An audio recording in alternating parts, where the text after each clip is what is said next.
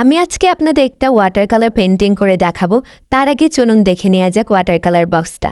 Cute এই বক্সটা open করতে আপনারা পেয়ে যাবেন কিউট একটা খাম, যার মধ্যে রয়েছে 8টা পেপার শিট এবং ওয়াটার কালার। এই পেপার শিটের পেপার কোয়ালিটি কিন্তু অনেক ভালো। এবং তারপর পেয়ে যাবেন এই ওয়াটার কালার প্যালেটটা, যার মধ্যে 45টি কালার রয়েছে এবং 45টি কালারই অনেক সুন্দর।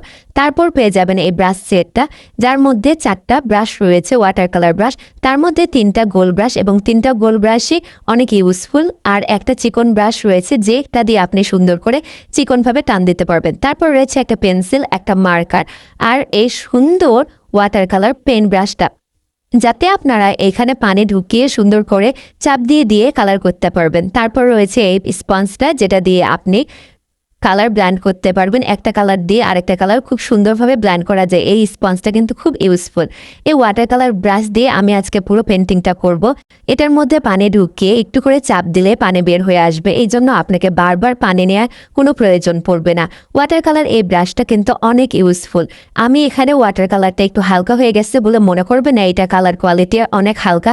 এটা কালার কোয়ালিটি অনেক ভালো এবং একটু ওয়াটার কালারের সাথে যত পানি মিক্স করবেন কালার কিন্তু তত হালকা হবে।